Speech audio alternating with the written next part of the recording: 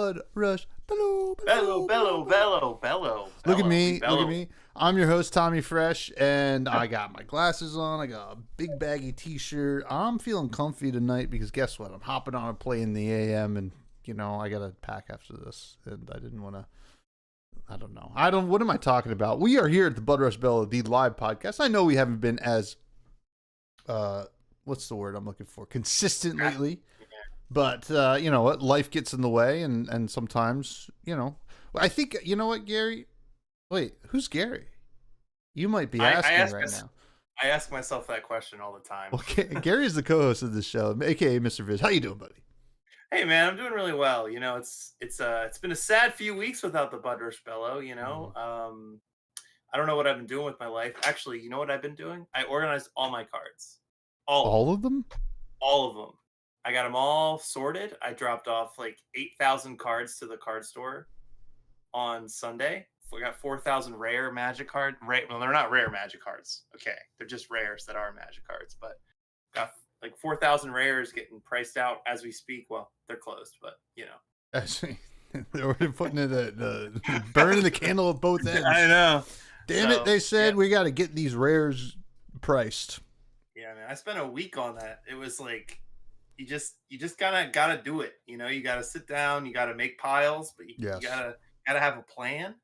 And like, yeah, I like took a week off from. I wasn't even on my computer for a week. It was just like that's when you know. Yeah. But we're in a good spot right now. You know, all of it's under my shelf, and it's all good. So. How are you? Oh God, me? I I actually did some cleaning up as well. You can't really tell because you only see the top half of my body, but I did clean up a decent amount of this desk. There was piles and piles of cards, and I kind of sorted it, kind of not. I just put it somewhere. Some of it just went to the garbage. Some of it didn't. I don't know. I get in those moods. I'm sure people out there can kind of relate, but when the clutter gets too much, I gotta just purge it, right? Just get it all out of here and have a fresh start, but a fresh and bud start, which is actually a great great segue here tonight. Before we get to the show, which is going to be great. We had a lot going on, you know, and we can't possibly get to everything, but we do have a really fun draft at the end of the show where we're going to draft the best last names in the game, which is kind of funny. Sin, aka Sin Gaming, just commented on my my tweet, my zeet or whatever you call it, about this. And Fab TCG says, I wonder where mine ranks. Fab TCG is one hell of a pretty last high. name, so I don't know. We will see, but before we get to that, I do want to shout out to the Patreon. You can find the show notes. Helps keep the lights on, the mics hot. Any pack we don't open tonight will be open there. The Buds Discord, still the best place to hang out. There's a new Brute card. And, and our Buds, Sigma, he's got some opinions in the Buds Discord. Go into the Buds Discord. Well, tell him he's wrong. No, I'm kidding. Also, Fresh and Buds, which is right there, is the main podcast. 108 episodes tomorrow, which is crazy. And guess who's joining us tomorrow? Jesus. No, but you were close there, Gary. It is Pat Eschke, Pittsburgh legend. And you know what? Honestly, it's someone that I would not be surprised if we see win a Pro Tour at some point in this game. He's an excellent player, and he's a great guest, and I definitely implore people to check it out. It was a lot of fun. And but besides that, you know, just support us. You know, we're trying to do some cool stuff and keep it fresh for you all. And I do want to hint towards a video I'm about to start working on, because I made some changes to something I was working on, and I'm thinking it's in a good spot. Working on yourself? Self-help video? Well, I mean, kind of. This right here. See this? This box? This contains a cube. a Flesh and Blood Rubik's cube, Cube? and no, a Flesh and Blood cube, which I've made one before. I did a podcast about it. This one is different. It's unique. There's some homebrew cards in there, which is kind of interesting. And I will be making a video all about it so that people can kind of look at it. And it has its own Excel sheet, and it has names and colors and all these fun things. I do have to name the sheet still, which Gary reminded me. But we will get there when when we reach that bridge to cross. But besides that, what else? What's going on in your life with Flesh and Blood? Not too much, man. I'm working on I'm trying to work out a league format to do at the card shop. Legends? So League of Legends, yeah. I play only Riot games now. I sold my collection. Damn. Playing Legends of Runeterra. Shout out Legends of Runeterra. Shout out. And so I'm working on a format with the mechanologist precons. Hopefully they're coming out. They weren't on the product sheet of Bright Lights, but I'm assuming that we're getting some mechanologist precons. It would make really no sense for them not to do it, right? Yeah. But anyway, if they don't, well, I'll make it work. But I have a format that I'm working on that's basically like Scrapyard War, where you have a box of rares and commons at the LGS, and then every week you got to go to the LGS and pick out of the scrap box to upgrade your deck. I was working on this league idea because I wanted to bring people to the store, but we're not the most Dark Depths isn't the most like people don't really hang out and play there because it's kind of small. So I thought, our bud Chris from Smithel Gaming, who does the Commoner League, kind of inspired me to look into some league formats. And it's kind of fun, like just planning them out, thinking about it. I mean, even if they don't come out with precons, I think we'll still probably do it with like just commons and rares. But yeah, basically, like if you've done a league, right? You did the Commoner League, right? Yeah, I did one season of it, and it was a blast. I love that league. I wish I had more time to do stuff like that, but yeah, I think that's great. But yeah, so just like, start out with a pile of trash, and then you end up with something that's more honed. And then by the end of the month, you have this mech that's just a pile of trash, and I think that's really a great way to, play inexpensive Flesh and Blood while playing with cards you wouldn't normally play with. Because, like, I don't know. So one of the hardest things about Flesh and Blood Limited is you're kind of thrown into one of like 3 or 4 classes, and you never end up using all your cards. Mm-hmm. And so I don't know. I really like the idea of like the pack battles and the shuffle up and play, because you're playing with all the cards. It doesn't matter what you got. You're playing with it. So yeah, I'm really looking forward to it. I think that's very cool, and I hope that it is a success, and that it would inspire other people to do the same thing at their LGSs, and I think I even touch on it with Pat tomorrow, but sometimes it can be frustrating if you aren't getting the amount of people at your LGS for Armory, and you just want the player base to grow. So like doing something like that, I think, is a great way to do that. So kudos to you, Gary. And that's the last compliment you're getting tonight, because we're going to crack some packs. Isn't that so exciting? Yes, I'm very excited. Oh, there it is. Well, I went back to Koros War Games in Flemington, and they got a restock of Dusk Till Dawn, which is very exciting. They also had no power, and I was like, oh no, I only have a credit card. And like, no. And then he was like, wait, I have a thingy for the phone. And I was like, I'll buy these packs. If you whip out the phone thingy, I'm going. And, gotta love the mobile square reader. Really bringing jobs to America. Yeah, well, it's small independent business. You want to support them. Yeah. And I appreciate them being so flexible on the fly. So here, I'll move over to you for the roll. Yeah, so if you're not familiar, we open 3 packs. Well, we don't open 3 packs. We roll a dice as if we were rolling the Scabskin leather equipment, and we open packs equal to the action points. Today, we're rocking this Briar playmat because we're probably not going to use it again. So, R.I.P. Briar. And let's see what we roll. Oh, okay. Rolled off, but it's a 4. I mean, you can't crack gloves on a 4. Let's be real, folks. Let's be real. Your 2 action points is all you need, right? Yeah, that's all you need. That's what you hope for. You never really need the 6. Obviously, we could use the 6 in this situation because these rules are very kind to 6s. But in Rhinar or Levia, in Rhinar it's very hard to use all 3 action points. Levia, now that we have a lot more 1-drops, or 1 costs, or whatever you want to call them.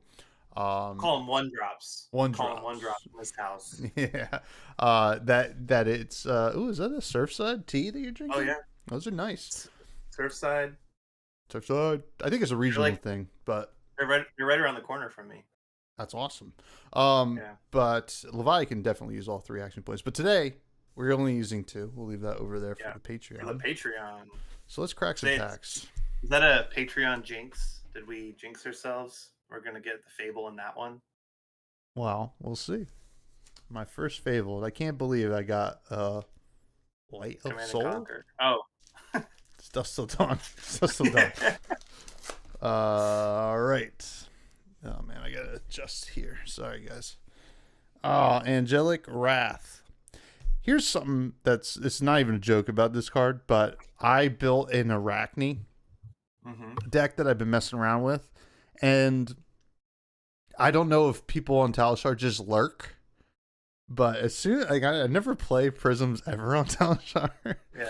The new Prism, and I've been playing Arachne, and I've played like 10 Prisms. It's pretty crazy. They're just like, oh well, and I still win, folks. I'm still winning. Light the way. I'm gonna need to see a screenshot of that win percentage. Keep me honest. I mean, I'm winning most of them, I think. Blistering Assault. I don't think it's been 10, but probably like 4. Blistering Assault. No. Soul Butcher Blue. Beautiful art, but Soul Butcher red. Blue? Yeah, I like the art on Soul Butcher a lot. It's just insane. It's very cool. We have Tribute to Demolition. This, now, not to bring up Magic, but this reminds me of the Scab, SKAAB like cards from whatever. Yep. And which is actually funny enough a similar mechanic to Levia. Rift Skitter Blue. Age's favorite card. Because Rift Skitter. The name. Yeah. Tribute to the Legions of Doom. Love this art. I actually love this art because once you look closer, it just becomes more insane. We got a foil Defender of Daybreak. Listen. Daybreak's coming no matter what. If you ask this guy. Gotta defend. Oh, we love bannerets. The bannerets are so good. And I can't wait for Lexi to rotate. I think Bolton really shines. Then we got the frontline gauntlets. Blitz All-Stars.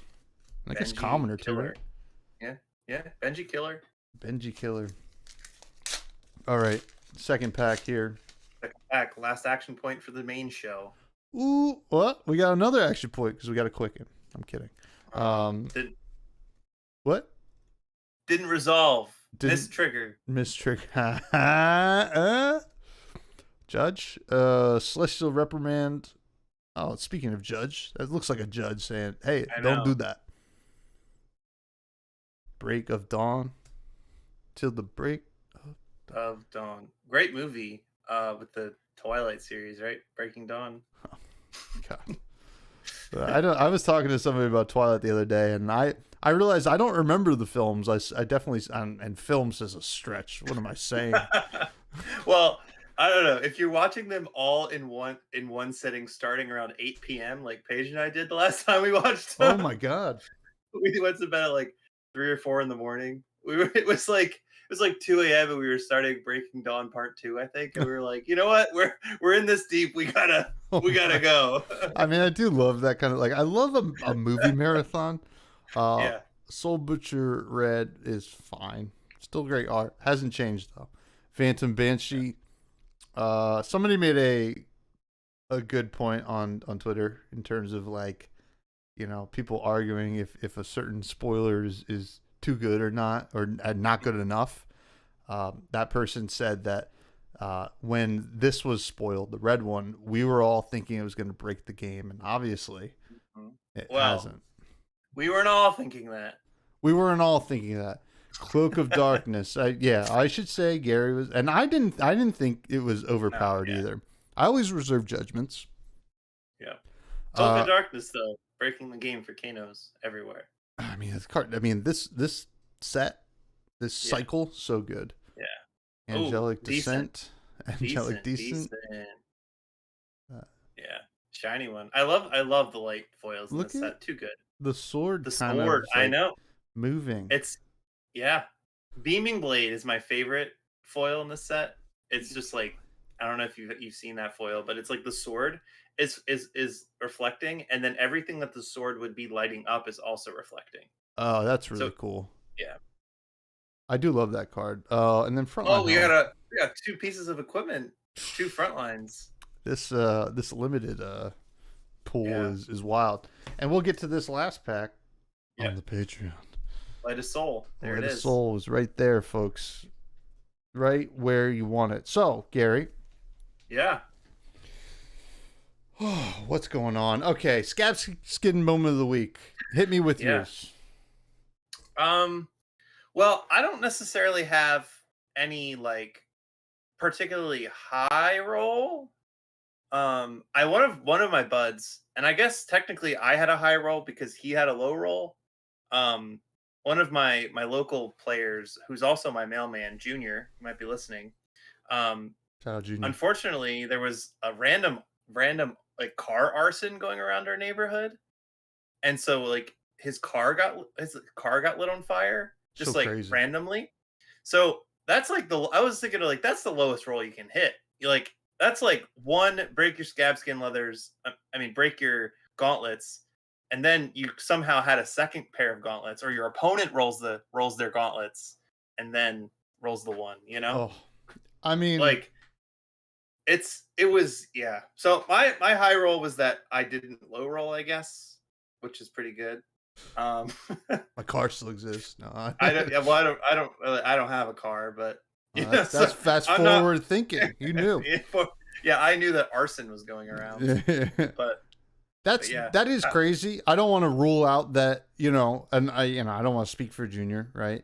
But I don't want to rule out that was a complete low roll because, I will say my car, if somebody lit it on fire and I got the insurance money for it, I'd be pretty happy. My car is almost the last legs. But, obviously, if that's not the case, it's still a low roll. And to be honest, even if that was the case, it's still a low roll because that's like a lot of stuff you have to do.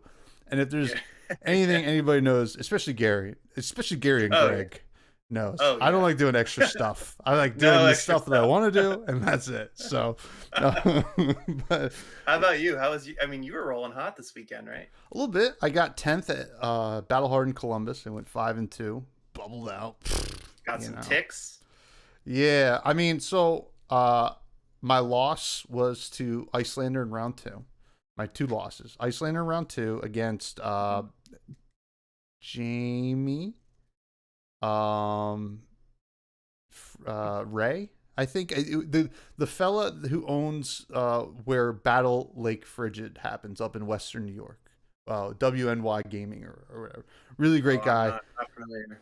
He spanked me. He hit me hard. It was a real just destroyed me. But it was fun. I was like, okay, you know what? Icelander's a tough matchup. So at least for me, because I was making misplays left and right on that.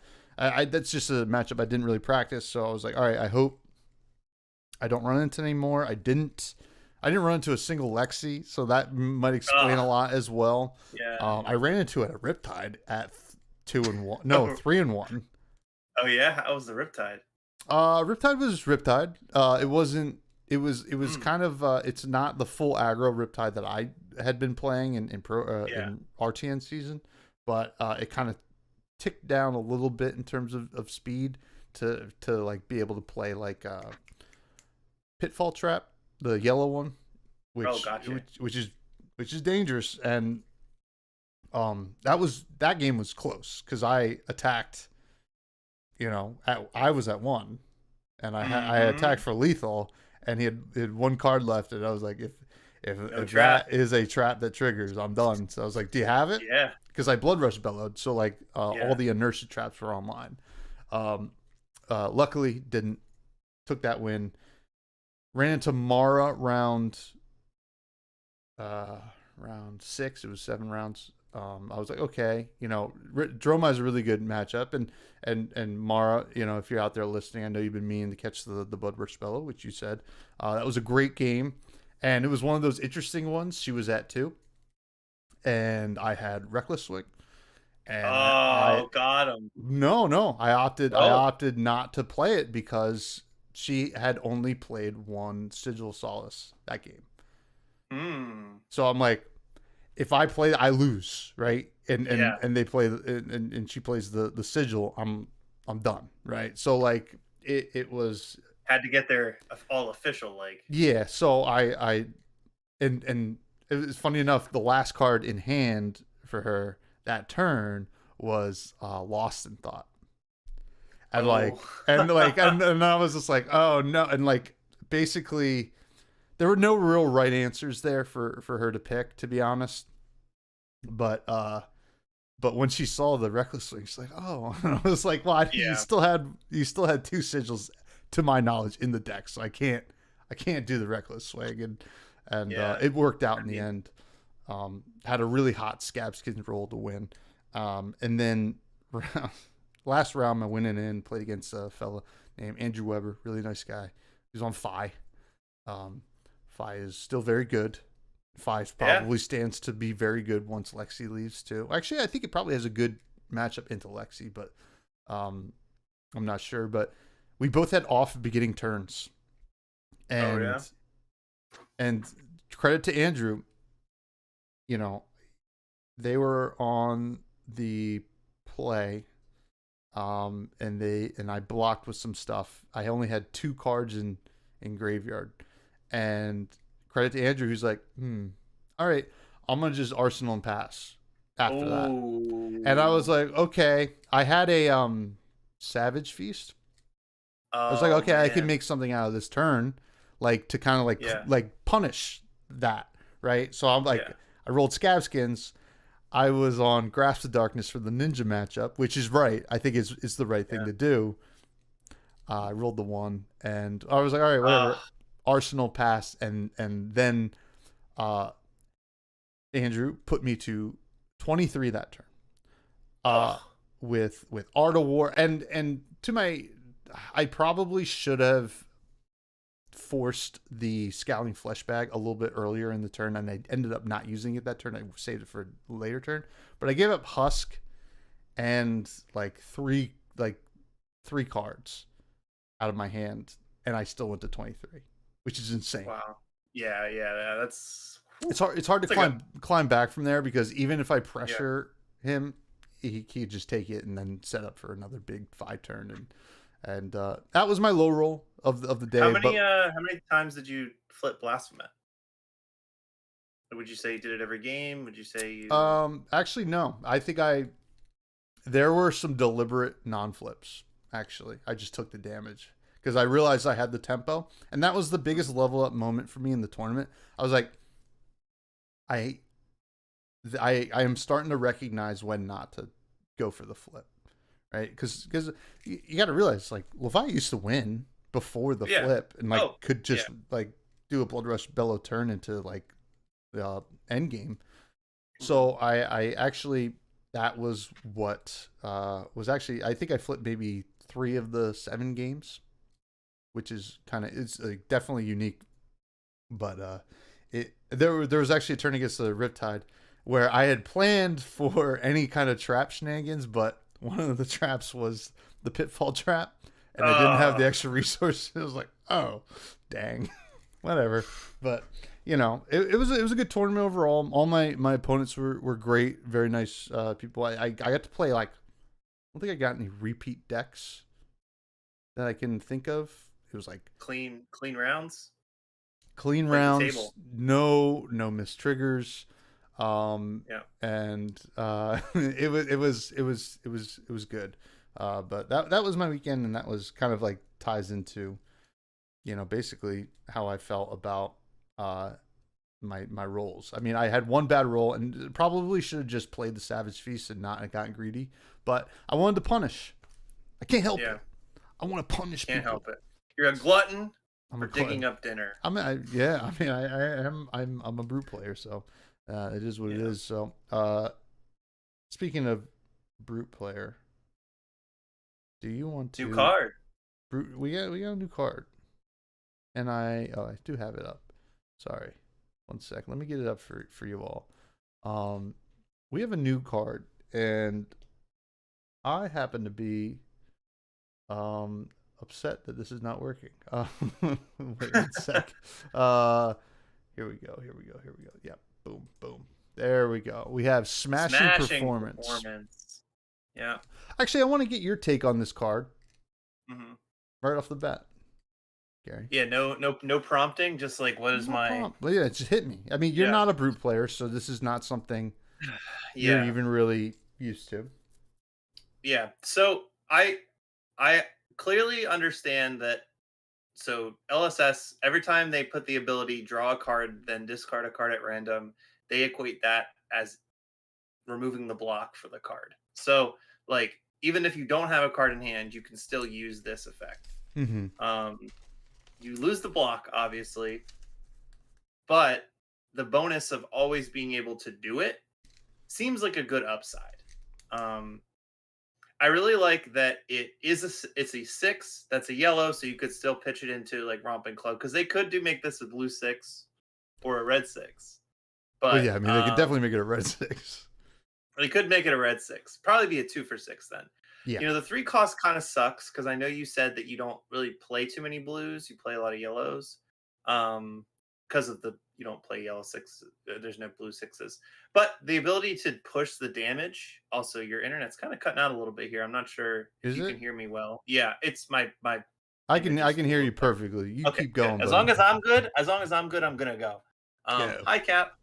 I'm gonna go. Don't you worry about it, man. Don't you worry about it. Freaking go. I actually really like this card better than Arg Smash. Arg Smash, I didn't realize until today that it also costs 3 resources, which is kind of a lot of money. Also, I do actually have a high roll. I forgot. I was playing. I've been playing Flesh and Blood at lunch with my coworkers every now and then. That's a huge high roll. It's a huge high roll. I've been playing Reinar while they try and figure out how to play Dori and Katsu. And I just, swing for 7. Just let them think, Oh, actually, before you continue, Kaz brings up a good point. Who is Cox? Yeah. Right? So the flavor text is pretty wild. Scent of blood, the roar of the crowd, the enemies beneath your mace, all bear witness to the rise of a new champion by Cox, Deathmatch Fight Master. I think, so something I noticed on Twitter was a lot of people were like, oh, that is Cox. I don't think so. And I don't think so either. I think Cox is the person running this event. Mm-hmm. So it's the TO. Yeah, he's the TO. It looks like that was a successful pummel there. A lethal one. Sure. But yeah. So I have been playing a little bit of Reinar, even if it has been like, just commons or whatever. And so I do really appreciate like just being able to always have a discard, because sometimes when I'm playing like those, like, like you said, Savage Feast, that's just the 1 for 6, right? That you have the discard. Yeah. So like this card, that's Savage Swing, the 1 for 7. Swing, With Savage Feast, you draw a card if you discard 6. Okay. Yeah. So this is basically like you're able to just destroy an item at random, because you're going to be dealing with your deck restriction of 6s anyway. Mm-hmm. Arc Smash, I feel like, just doesn't really mesh well with the deck, even though it does block. Like if you play this and Arc Smash, you're gonna draw an Arc Smash at some point off of your random card. So there's no way to fix it, but you're gonna be able to do it even if you're empty-handed. So I would say this is a pretty good card. Sorry, I kind of rambled, but no, that was not a ramble at all. I'm with you 100%. I actually think this is a card. Surely I understand that the deck build has to change a little bit. If you're planning on running this in the sideboard, you have to understand that you want to hit optimal amounts of 6s, right? and and that aside, this is, I mean, and I'm thinking in Leviathan terms right now because I'm always thinking about the flip turn and the best way is to optimize your flip turn because you don't want to not pressure that turn, right? Mm-hmm. So like some of the best, what's the best thing you can do that turn? I think just throw a swing big and then pass turn, take the blood that flip to blast from fit. Against Dash or whatever mech that we're going to be getting, this feels like just as good, right? The flip turn, you pitch your blue, smash your performance, hopefully hit the 6. So here's the downside is you miss the 6. Mm-hmm. Okay, right? Okay, you're still attacking for 6 and you're about to flip to blast with it, right? That's just like playing I don't know, like Savage Feast that turn or whatever, or even like a Wild Ride, or Wild Ride's not a great example, but like if Wild Ride was the only thing you had, like something like that, it's still just coming in for 6. 6 is not it's a non-zero amount of damage. It is a non-zero amount, and it's a very specific non-zero amount. Yeah, so like, and I understand destroy a random item in the arena, and folks, you know, buds in the buds Discord, Sigma, we'll say them, Sigma says like, what if you destroy the item that you don't want to destroy? I understand that sucks, but as far as I can tell, Gary, and you know, this could be ignorance from me, I think you might be, like typically is, but I think that any item that a mech is playing is getting a lot of value for. I mean, they took their whole play usually, right? So it's not like the most effective smash, you know what I mean? But I think, but you're still getting a performance. I think coming in for 6 on a 2-card hand and destroying something is, it still feels very like big. Plus intimidate. Plus intimidate on Reinhardt. Yeah, exactly. Possibly 12 in KO. Let's keep going. I know. But you know, I think it's very meta dependent. You have to.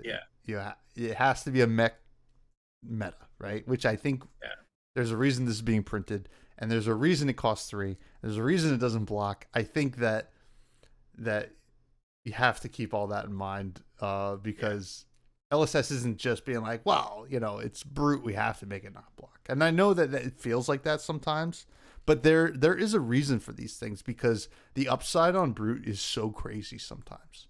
That's why we all like this class, right? So you have to keep that in mind. Like we can't just make the most insane, like we can't, this blocking I think would be too good. Yeah. In a way. So I don't know. That's my thoughts on it. Also, I have a theory about the character in the picture. What's your theory? That's Yoji. Oh yeah, brought back from the dead. Oh. And like he's like, all right, and now you're gonna be a ringer in our death match, you know, cage fights. Which I think now is this in metrics or is this in the Savage Lands? It's hard to say. It looks like the Savage Lands to me because of the little thing in the background. Almost looks like it looks like something from a different card, but it looks like it exists in the Savage Lands or a Savage Lands adjacent kind of you know, like somewhere where like that obviously has dealings with the Savage Lands, I think would be but what do I know? I don't know anything. But the article is really sick though. The Bright Lights article, did you read it? It had all like the it was giving me like the Matrix and vibes, or like Fifth Element. Yeah, I like that they kind of gave us like basically we know that X amount of creators are spoiling expansion slot cards, and that they haven't. I mean, they haven't announced who is going to be spoiling the actual cards, but you know, hopefully some mech buds out there are going to get something. Now something else is coming out. Round the table. Oh, I'm so excited! I am so excited. Around the table, TCC times LSS equals fun. Yeah.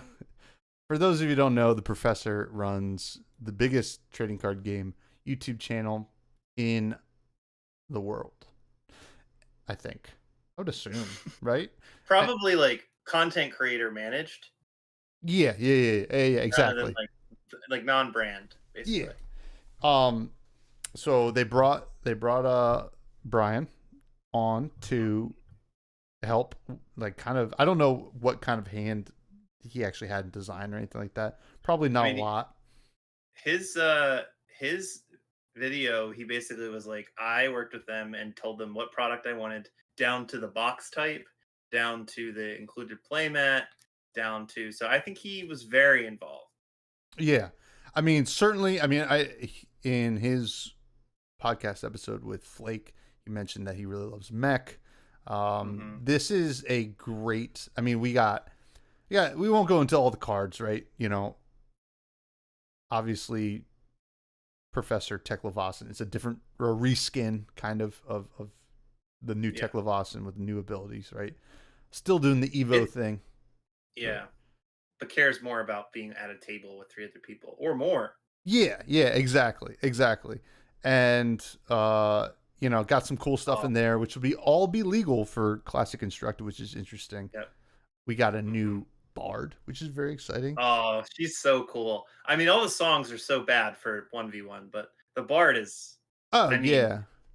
we've seen one Bard attack, and the Bard attack is insane. What was the Bard attack? Final act. A final act. And One from interlude is insane too. Burke and I have been looking at the cards and brewing it a little bit, but you should show the Bard cards, because this is kind of like, yeah, it's very interesting. Oh, dang. Got a little bit of a green screen here. Yeah. But basically, Melody is the Bard, and she's a Blitz Bard. And whenever you play a song, which is a non-attack action that has an effect for other people, not just you, not you, but you get a copper token. Now that's important because, you know, if she makes a bunch of copper tokens, what's she gonna do with them? Well, final act, and honestly, none of the cards actually mention really copper that much, other than like that it generates it. However, when you read final act, which is the only Bard attack we have, when this attacks, it gets plus X, where X is twice the number of cards in all pitch zones. Yes. So your whole plan is to get a metric ton of coppers and then pitch a bunch of cards into them. So you have all these blue songs in your deck that are just blue cards that you're pitching into the copper and your silver, and you're just cycling through your whole deck so you get to the point where you have a final act with like 8 cards in the pitch zone. And if you have 8 cards in the pitch zone, that's like 17 damage off this one attack for 1.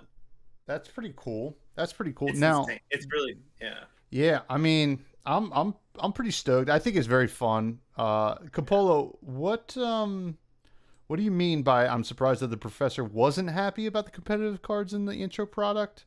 And then James White said that there are competitive cards in the product. Is there a record of Brian saying he wasn't happy with this product? My thought is that he didn't want competitive viable cards, because he wanted people to play this as a way to just play, like, because there are a lot of like Commander in Commander, right? There are certain cards that are just like the card True Name Nemesis, right? Where if you name, I don't know if people are familiar with this card, but it's basically you put it into play and it says name a player. This card has protection from that player while it's out, and protection just means it can't be targeted, destroyed, or whatever by effects by that player. So if cards care about a specific player and you only have one opponent, then oh yes, got it. Yeah, so the classic Battles for Glint card. I see what you're saying, Cap. You're saying the original one. Yeah. This one will still have some competitive cards in this product. Because, like, I mean, the IRA cards are so exciting. And the only way to get the Bard cards is through this, but it is only through your local game store, which is very exciting. Which is very important. Kaz says, what's Commander? Don't ask. It's not good. Yeah. Um, but I love the Guardian too. the Guardian's One very one cool. yeah. One more card on the Bard because I'm really excited about it. Interlude. Interlude. I don't know if you Choose a you should hero. click The on next that one. time they would be dealt damage this turn. Prevent 3 of that damage. If you prevent damage to another hero this way, create Mhm. a copper token. What does that sound like to you? That sounds like PvE. It sounds like Oasis Respite. Oh, yeah. To another hero this way. What do you You mean? can choose yourself. Oh, yeah, you could choose yourself. Yeah. Mhm. So we don't currently have a way to block damage as an instant for 0 other than brush off. Mm-hmm. Which So in has order some. to yeah. Yeah. So and you can have Oasis Respite. So this is basically just going to be like a tank bard. I think you kind of have to, right? You Yeah. know, like Yeah. you Yeah. don't really do much. Yeah. Um, but yeah, no, it's interesting. Like I'm not seeing anything Capolo that is at the level of Glint in this. Yeah. Certainly, Mauling Key is good. I don't think Mhm. that's Glint level. I mean, we all know that the Crouching Tiger stuff is at this point not competitively viable. But that doesn't mean it Yeah. won't be. Like these pouncing paws are huge, right? Oh, yeah. I mean, Um, budget mask momentum for Blitz too. yeah, yeah, exactly. So like, there's some really good stuff, and then the Mauling Key. I mean, like a little extra damage on a combo card is very good. Um, Yeah. Oh yeah, Sin Creed, which is Brandon, right? In the yeah, chat, says the boots. Um, so Civic Steps is actually kind of nuts. Civic Steps. When Civic this Steps. defends, create a quicken token under another hero's control. Has temper. Oh, so this is like super good. I mean, super good Yeah. into some matchups in general. You could Yeah. just play this. And Guardian didn't have good boots before. Yeah, yeah. So, yeah, Cap, I think there's a difference between competitive players will be happy with this product and there are competitive, like the only way you can get this card is one copy in an overpriced deck. You know? Yeah, Like yeah. with There's this, at definitely a least you're getting difference. 4 decks and a playmat, and also it's only through your local game store, and also like it's built for UPF play. So I don't know. Like maybe 1 or 2 cards might be super valuable, but Like Civic like Steps feels like that, yeah, right? It feels like, oh, this will make Bravo players happy, right? yeah, yeah. Pouncing Key or the Mauling Key. Tiger cards, the Mauling Key, yeah. I mean, this is something that's not going to like. I mean, Pouncing Paws is huge if you're going to try to Yeah, build that. I mean, I don't think that's the best way yeah. to play Ninja, but I mean, obviously, none of the Bard stuff's good for competitive play. And the Well, Evo stuff, for this is all going to yeah. be. I have to imagine maybe this Majestic, but I don't I will know. say that the Teklo Blaster card that's not mentioned in the article. So it's a 2 cost weapon attack that costs 3 to activate. And all the mech stuff that is listed here is based off of that Teklo Blaster. Hmm. So like that Teklo Blaster might be good in the PvE or the PvP option for UPF, but you're not going to play that over like Teklo Pistol. But you could, which is a great option. Like it's Yeah. just another option for you, but you're probably not going to do it. Yeah. Yeah. Now, yeah. I mean, it's hard to say. I'm not seeing anything that feels glint level, to be honest. Um. Yeah. I Uh. mean, we haven't seen the second Bard attack yet, though. We haven't. We haven't. But like, it's. It's funny. Like, as someone who just bought a ton of cold foil bone bashers and a ton of cold foil young Reinhards from Classic Battles, for very cheap. Yeah. I hope that people are buying this and I can get the cool stuff for really cheap. Yeah. But who knows? But it's very cool. I'm very excited. So excited. I'm not sure about any cold foils. I didn't really read the art. I'm a skimmer. All the weapons are cold foils. All the weapons. Oh, hell yeah. I love that. So the violin will be cold foil. Jingle And the bell. violin is a huge thing for playing against Prism. Oh yeah, you Because can just pop this things. pop things, yeah. Um Yeah, all the weapons are cold foils. I believe it's at the bottom. It tells you the like product sheet list. Yeah. Yeah. Product configuration. So all of the heroes are rainbow foil except Ira, I believe. Yeah, Right. except Ira. And then we know that there's going to be a casual play kit, which I believe is where we'll get the cold foil Melody as well as the playmat for Melody.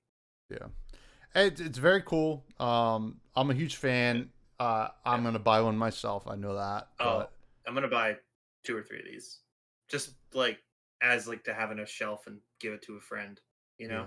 no, absolutely. Now, uh, Gary, do you want to draft or Yeah. do you want to say goodbye to Briar real quick? Oh no, let's draft. Let's draft. The Briar is making me sad, but you know what? Honestly, I prepared for this. You know, it's like when you see it coming, you prepare for the grief. It hits you differently. But I'm just gonna play Nebula Blade and have a good time. And Reaping Blade, it's gonna be good. Heck yeah, heck yeah. Now, I'm gonna give you first pick on this draft. Now, for those of you who don't know, I gotta readjust this. Yep. We are drafting the best last names in Flesh and Blood because, again, and you might be wondering, well, Tommy, why are you drafting the best last names? Well, tomorrow we have Pat Eschke on the podcast. Now, I there's something about that last name that I'm just like, this is like a 10 out of 10. Like, go home. This is the best last name I've ever heard because that's why he's out of the running. Out of the running. He's out of the running. This is the Eschke list, the Eschke inspired list. It's like the Lombardi Trophy, right? Obviously, Lombardi was the best coach, but we're not giving it the Lombardi every year. So it's not the Heisman. I mean, like this is the Heisman of last name drafts. So for anyone, Cap, I could say your last name easy, and you might even get drafted. Who knows? I don't know. We'll see. This is the first pick. I would say every week the first pick is not very contentious. I would, most of the time we're usually pretty generous with each other. You can have Husk if it's a shadow thing, whatever. But this week I'm not leaving anything on the table. Best last name in all of Fab, Bogsley. Oh my God, Bogsley. Which is. Okay, so technically Mark Johnson is his name. But who? Mark Johnson, famously second place Battle Hardened participant at a bunch of Battle Hardens, as well as 11th place calling finish. Quick to remind you, the highest finishing Levia player in a calling ever. All right, Mark. Bubbled out. Keep not playing Reckless Swing. I don't but care. This is in Fab, okay? This is not like, this is not given name. This is, chosen name. And Bogsley, I mean, how do you, it's like, it reminds me of like the Wade Boggs episode from Always Sunny in Philadelphia. Every time I say it, I'm just like, we're doing Boggs, doing the Wade Boggs. And I just, it's in my head. Mo Bogsley drinking 52 beers on a plane. I mean, it makes sense. Yeah. I'm jealous he got Bogsley. I was hoping he'd drop like a few rounds. But not this week. Not this week. But for my first pick, I got to go with the best last name I could think of in the game. The GOAT. Actually, you know what? Not even the GOAT. The Ham on Tree. Ooh. Elaine, with the misdirection there. Oh my God, Ham on Tree, Bacon on Bush. Elaine, our sweet friend, has one of the best names I've ever heard, maybe ever, because that is some wild stuff. And of course, Elaine, in pure Elaine fashion, comes out and says, has her own little bit of a. What would you even call it? I mean, it's not like a haiku, but like she has like a saying for how to pronounce catchphrase. Yeah, catchphrase. Bacon on bush, pork on shrubbery. It's just great. Ham on Tree's awesome. So I gotta give it to Elaine. Good job, getting that last name. Good job. Speaking of good job, my next pick is a very close friend to the Fresh and Buds household. Mm-hmm. Merch of merch master himself, Jeff. I had to text him beforehand how to pronounce his last name. Okrasinski. Okrasinski. Yep, Okrasinski. Like that. What a yep, amazing last name. I mean, you got okra, which is obviously a vegetable, and then Sinsky, which is just, Yeah. I mean, I do want to quote this text here. I said, text, how do you pronounce your last name? I need phonetics. I'm drafting you. He says, vegetable thing, God gates winter activity. okay. So yeah, okra Sinsky. Yeah. So that was useful for me to figure it out. So yeah, that's my second pick. That is a great pick. Okra. I mean, I'm gonna be honest with you. I did not know that's how you pronounce his name until now. So Yeah. I'm very happy to know that. Bogsley should be capitalized. What am I doing? I'm putting disrespect on his name. On his surname. On his surname. My second pick. He was on the podcast last week. Mm-hmm. He loves cookies. It makes sense. Yeah, we gotta go Cookus. Stephen Cookus, aka DM Armada. Cookus, I mean, what is, like, it sounds like, and Stephen, if you're watching, I'm not making fun of you, but it sounds like the diabetes guy said cookies. Like, I got diabetes. Yeah. Because cookies. I was eating too many cookies. And that's just, man, it's just chef's kiss. Mean, cookies with Cookus, new repeating segment now. I know, I love it. I can't wait till the next time he's on because it's just gonna be such a good. Every time, if you missed last week, he talked about, was it a Snickerdoodle? He mentioned Snickerdoodle for the first time, but he also mentioned more Snickerdoodles. I think he really likes Snickerdoodles. Yes. And that's a fun word to say, so I understand. Yeah. I wonder if he had the choice, would he change his name from Cookies to Snickerdoodle? I think 100%, yeah. 100%, yeah. His candy takes are a little off. I know, yeah. But we're not getting into it on this episode. Not getting into it. This is the wrong program. Yeah. All right. So my next pick is Hendrix. No, I'm just kidding. Who's that? No, it's Fresh. Whoa. No, for real though. My third pick is Spurlock. Oh, man, Spurlock. Yeah. Spurlock is wow. That's a spicy take right there. I mean, the way you said it made me immediately regret not picking it. To be honest. Yeah. It's all about the delivery, right? Because the thing is, right? You see that name and it's not even like if you didn't know Brody at all, but you've seen him like on, just like him on the score sheets, but like, that's an intimidating dude with the Brody Spurlock, like. Yeah, and then you see him, and he's a great guy. But you're just like, great last name, great sandwiches. That's what I hear. Yeah, ham sandwiches. Now, sometimes you just love to pick a champion, right? Yeah, a world champion. Oh yeah. And unfortunately for the world champion, Hamilton's a little bit boring, so we're gonna take his co-host Roger Bodie. Bodie. Wait, that's gotta be name. All caps. Roger Bodie, to kind of just compete with your Brody. I want to go with Bodie. Bodie Spurlock. Bodie is. So Roger Bodie, if you don't know, is co-host of the Manor podcast with Michael Hamilton, world champion, and Roger's pretty good too. But he's a pretty sophisticated guy. He's been on the podcast. He really. But like, there's something about it. It's just like, oh, we're hanging out with Bodie. Like, it's just like that is awesome. Like that sounds like your high school buddy. That like you shouldn't be hanging out with, but you got it because it's a good time. So Bodie's big in my book.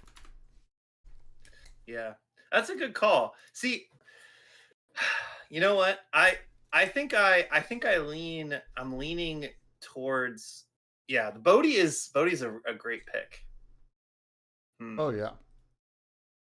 For my fourth pick, Kaz, honestly, I wanted to pick that name, but I didn't know how to pronounce it. I know the starting is I'm gonna say Sapanowski. I don't know how to say it. Sapanowski. I had a boss whose last name was Sapurski, and it kind of had that like first 5 letters similar, but I wasn't gonna try. I know how to say Sapurski, but I don't know how to say Sapanowski, so Sure. I'm wrong. But I am gonna take another ski, and I'm gonna take Danny Dimes. Dan Rakowski. Rutkowski? What are you in a rut, Yeah. bro? Yeah. I love Dan Rakowski. He's a great dude, and I love his last name because he's like when I think of Dan Rakowski, just think about that smile that he gives at the table, and all those top 8s. Yeah. I mean, he's a sweet man. Yeah. I really love Dan. He's so kind and just like, I don't know. He loves to have fun, and that's like my favorite part about Dan. And it's a great last name. I had him on my list, to be honest. But I'll never forget the episode where he had him on, and he was like, "Yeah, like I love Flesh and Blood, but like I love disc golf." Yeah. Disc golf Dan. Like disc golf Dan. Like that's just the dude's got the name. He's got the right mentality for it. Oh, Kaz in chat says Horsebull, and that's a great last name. And I think on principle that you mentioned, I can't pick it, but I got to give shouts. Yeah. I'm gonna go. I'm traveling over to Europe. Right. All right. We've been hanging out in the United States of America. I think, right, for the most part, everybody. Yeah. Well, we're biased because we know a lot of these people. So. Yeah.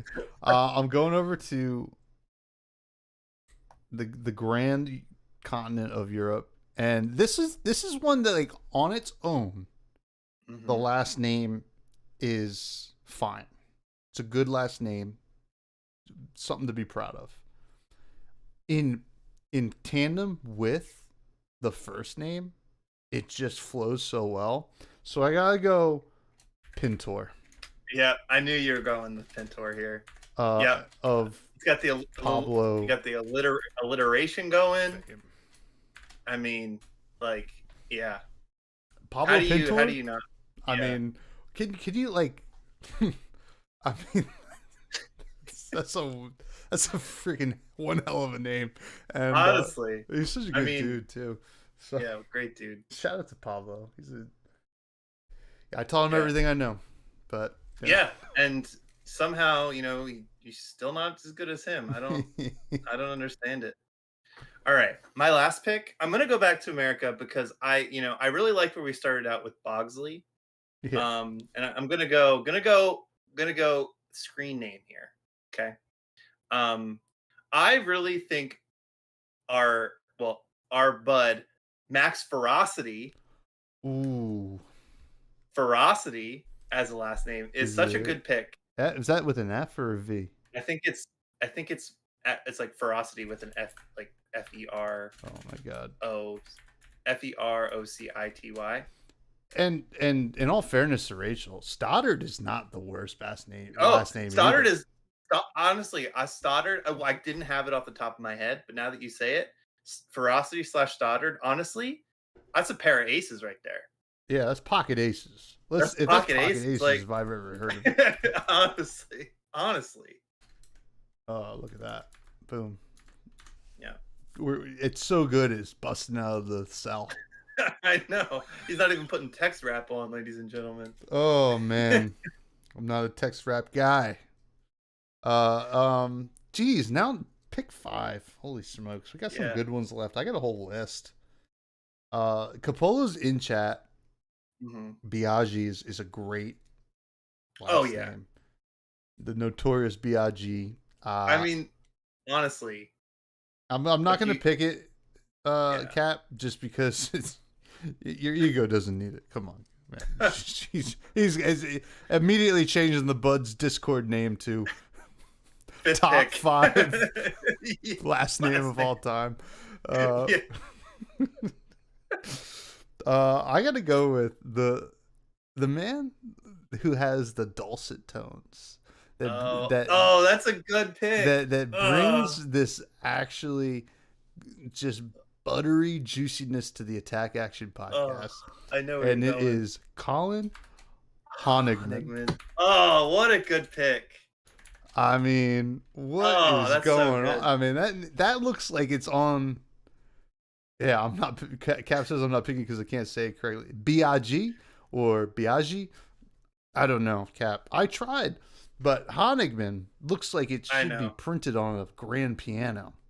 I know. Yeah, honestly. Unks. I mean, Dr. Unks.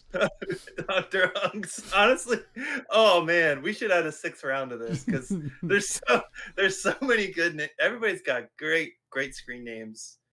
And that being said, all these drafts are not final. Obviously, there's we're only 2 guys and there's only 10 names. So yeah, but Honigman, that's a good take. Yeah, that sounds like the last name of a prestigious company, right? Like a family-owned company. Oh, we're the Honigmans. Come on down, and we're gonna fix your, whatever. And like Foreman Mills, like this furniture store. Also, Honigman Furniture or like Honigman Financial. Got a lot. It's a good pick. It's a good pick. I hope he listens to the show. I hope so too. If not, that's okay, Colin. We still love you. But man, this was a fun draft. I'm so glad Eshki came on the podcast for a lot of reasons. It was a great podcast. Listen to it tomorrow. We had a lot of fun. But also, you know what? One final last name as we move on. What? Honorable mention? We're done. Charles Dunn. Charles Dunn. We're done. We're done with the draft. We're done. Oh my Lanta. Oh, buddy. Well, this was a fun show. Yeah. Great show. And great to be back. Great to be back. We'll be back in 2 weeks because I won't be around next week. But yeah. I did mention it on the main show. We'll probably have to tackle how we do this show because things are getting pretty busy for me. I'm taking a class. I might be changing jobs. Who knows? But we're gonna make it work one way or another. The Budrush Bellow is never going away. Oh yeah. Dunzo. If anything, you got to wait a turn to draw a new one. For sure. Yeah. Here's a story against Mara. Oh yeah. I won that round, right? Mm-hmm. Against Mara, I drew a 3 Bloodrush Bellow turn or 3 Bloodrush Bellow hand. I had to block with 1, pitch 1, and arsenal 1 on my turn. I was like, this is the worst hand that I've ever seen. Somehow made it work. Somehow. Yeah.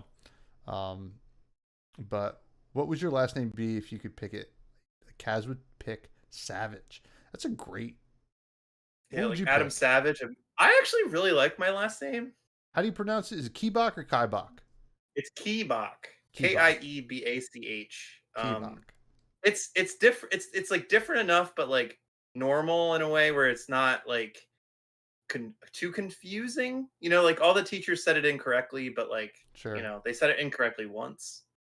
But Savage is a great pick. Savage is a great pick. I kind of like my last name. Fresh is pretty easy to spell, and Hendrix is good. I think because like at least when I'm like around people that actually like drink or whatever or know their alcohols, I can say, oh, I'm Hendrix, like the gin. But if not, I gotta say CKS instead of X, which is kind of everybody always assumes it's X. I'm like, oh, well, listen, that's just Twitter. But anyway, plug your god dang stuff, Gary. Yeah. So I don't have much. Meal of the week. Sorry. Oh yeah, meal of the week. Well, we're doing meal of the week and plugs, but I don't have much to plug other than joining the Buds Discord. It's a great time in there. Spoiler season's coming around, and Bud's Discord is almost always the best time because everybody in there is very like, oh yeah, this is going to be insane in this, or this is going to be insane in this, and we're always brewing with it. if you really want a positive spoiler environment, I think the buds are some of the best. We're not going around rocking poop emojis at the end of at the pictures. You know what I mean? Yeah. Well, no, yeah, no. No, I think we actually have great discussions about it. Yeah, great discussions about spoiler season coming up. So if you're not in the Buds Discord, what are you doing? And if you are in the Buds Discord, keep it up. But yeah, you can find me on the X website, but I don't tweet on there or whatever it's called anymore. I just kind of lurk. But I will say my meal of the week. You're moving the Twitter around. My meal of the week. So it's tough because I haven't really been eating very well, admittedly. But one of my favorite meals is always just like getting together and like, just having like a meal and a game night. And last night was our game night, and we played Vampire: The Eternal Struggle. And it's an old Richard Garfield game from 1994. One of my friends really loves it. It's based on, I don't know anything about it like conceptually, but we played it. It's his favorite game, so we're working on this thing where we might rotate every week. Different people get to play the games that they really love.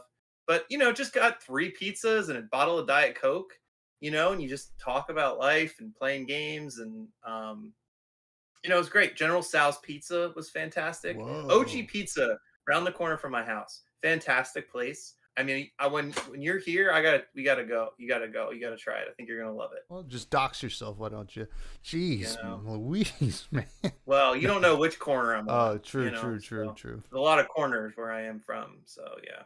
That sounds pretty ballsy, to be honest. I think you would love it. We gotta make a pizza date when you're in town. Sure.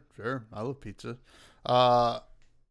And Richard Garfield sounds like the James Wood of board games. Or something. Did he ever create any good games? Keyforge. Oh, Keyforge. Yeah, that's the one. But my meal of the week. So when I went to Columbus, I was blessed and lucky enough to be staying with Jordan, Abby Kennedy, formerly of Flesh and Pod. They're dear friends, and they lent me their spare room, which was awesome. Unfortunately, Abby was in the hospital all week. Oh, what? Yeah, she's fine. They kept telling her you can go home and then not letting her go home. So eventually she came home on Saturday. So after the Battle Hardened, she wanted to go have some of her favorite hot dogs. I forget what the name of the place was, but they have they have like an actual location in Columbus, but we went to the Hollywood Casino because they also just have it there. And we just had some hot dogs and then gambled, and it was good because like I got to hang out with Abby. She was out of the hospital. Hanging with Jordan's just like the best. Like Jordan's just amazing, and Keith from the Realm was there, and he's a lot of fun. And May French, if any of you know May, she's awesome as well. It was a good hang, and I just love a good hang. So, but that was my meal of the week. Now. You can continue to find me on Twitter, X, and all the fun stuff. Fresh Buds Pod, Buds Discord, Patreon, YouTube. Pat Eschke's on the podcast tomorrow. It's going to be a freaking blast. I had a ton of fun. I edited it, so it might not be great, but it's still good. It's still good in my book. I think that's going to be it. So everybody have a wonderful weekend. Yeah. Bellow. Bellow. Hello. It's like aloha.